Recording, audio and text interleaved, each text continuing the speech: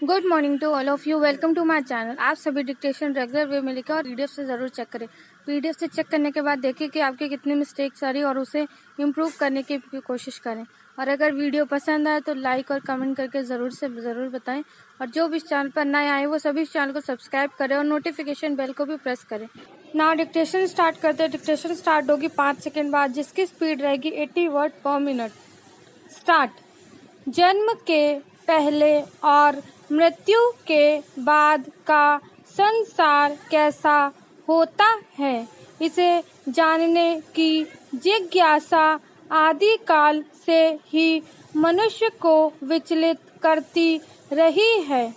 हालांकि कई धर्म ग्रंथों में इसकी विस्तार से चर्चा है, परंतु हमारी जिज्ञासा उसके प्रत्यक्ष अनुभव की रही है। इसमें सबसे बड़ी बाधा यही है कि जीवित व्यक्ति जीवन के उस पार नहीं देख सकता और मृत व्यक्ति इस पार। ओशो कहते हैं कि इसे लेकर विज्ञान और अध्यात्म में मतभेद है। विज्ञान सिर्फ दो सिद्धांत मानता है, ज्ञात और अज्ञात। जिसे जान लिया गया है वह ज्ञात की श्रेणी में आता है, जिसे अब तक नहीं जाना गया है, जैसे जन्म के पहले और मृत्यु के बाद का जीवन, अज्ञात की श्रेणी में आता है। विज्ञान को विश्वास है कि चाहे सैकड़ों वर्ष ही क्यों ना लग जाए, इस रहस्य को भी जान लेंगे, जबकि अध्यात्म ज्ञात अज्ञात के अलावा तीसरे सिद्धांत अज्ञेय को भी मानता है।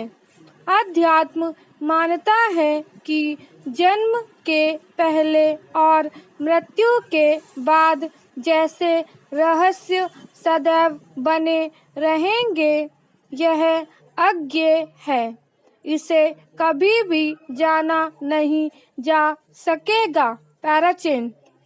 ऐसे प्रश्नों से बचते हुए कई विद्वानों ने मध्य मार्ग अपनाया। जन्म के पहले का संसार कैसा था और मृत्यु के बाद क्या होता है, इसकी चिंता किए बिना जो जीवन जी लेता है वही यथार्थ है। अच्छे कर्मों से हम जीवन काल में ही अपने लिए स्वर्ग की रचना कर सकते हैं। रामचरितमानस और गीता में भी कर्म को ही प्रधानता दी गई है। मानस में कर्म की व्याख्या कर्म प्रधान विश्व रचि राखा, जो जस करहि सो तस फल चाखा। तो गीता में कर्मण्यवादी करस्ते माँ फलेषु कदाचन के माध्यम से की गई है। सच तो यह है कि हम अपने कर्मों से ही अपने भाग्य को बनाते और बिगाड़ते हैं। स्वर्ग और नरक सब यही है। केवल ध्यान रखना है कि कर्म सिर्फ शरीर की क्रियाओं से ही नहीं, बल्कि मन से, विचारों से एवं भावनाओं से भी संपन्न होता है।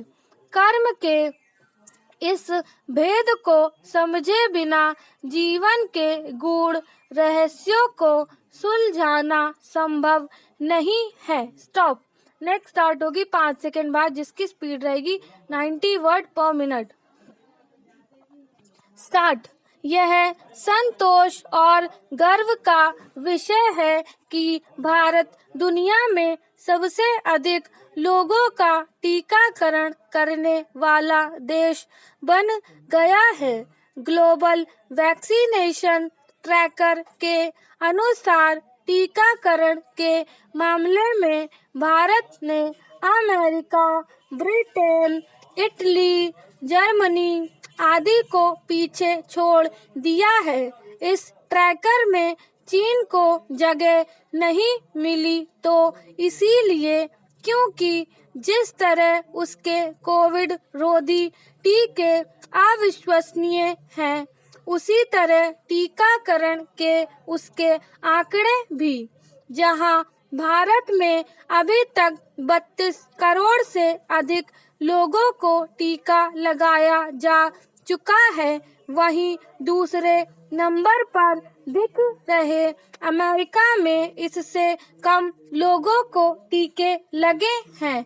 यह इसलिए उल्लेखनीय है क्योंकि अमेरिका, ब्रिटेन और अन्य दूसरे देशों में भारत से कहीं पहले टीकाकरण शुरू हो गया था। बावजूद इस उपलब्धि के इसकी अनदेखी नहीं की जानी चाहिए। भारत के मुकाबले अमेरिका और ब्रिटेन की आबादी कहीं कम है।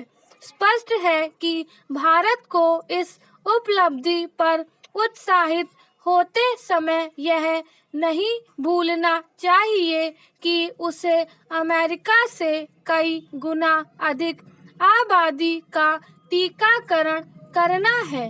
ऐसे में यह आवश्यक है कि टीकाकरण की मौजूदा रफ्तार कायम रहे। भारत ने दिसंबर तक सभी पात्र लोगों के टीकाकरण को अपना लक्ष्य बनाया है। यह लक्ष्य तय समय से पहले ही हासिल करने की कोशिश की जानी चाहिए क्योंकि बच्चों का भी टीकाकरण किया जाना है। Stop para change. निसंदेह टीकाकरण नीति में बदलाव के बाद टीका लगाने में अप्रत्याशित तेजी आई है और प्रतिदिन करीब 60 लोगों को टीके लगाए जा रहे हैं। लेकिन यह भी एक तथ्य है कि अभी भी तमाम लोग ऐसे हैं जो टीका लगवाने से हिचक रहे हैं। इसी हिचकिचाहट को भांपकर ही पिछले दिनों अपने रेडियो कार्यक्रम मन की बात में प्रधानमंत्री ने लोगों को टीकों से जुड़ी अफवाहों से दूर रहने की सलाह देते हुए इसके लिए आगाह किया था कि यह समझने की भूल न करे कि कोविड महामारी खत्म हो गई है। यह देखना दुखद है कि टीकाकरण को लेकर तमाम जागरूकता अभियान चलाए जाने के बाद भी जहां कुछ लोग टीका लगवाने के लिए उत्सुक नहीं, वहीं कुछ किस्म की अफवाहों के शिकार हैं। कुछ ऐसे भी हैं जो अज्ञानता से ग्रस्त हैं या फिर टीके के दुष्परिणामों को लेकर बेवजह चिंतित हैं। सबसे दुखद यह है कि कुछ पढ़े लिखे लोग सरकार के अंधविरोध से इस कदर ग्रस्त हैं कि टीका लगवाने से इनकार कर रहे हैं। कई नेता भी ऐसे हैं जो यह पता नहीं चलने देना चाहते कि उन्होंने टीका लगवा लिया है या नहीं। ऐसे लोग केवल टीकाकरण में ही बाधक नहीं बन रहे हैं बल्कि लोगों को गुमराह कर उनकी जान से खिलवाड़ भी कर रहे हैं। स्टॉप।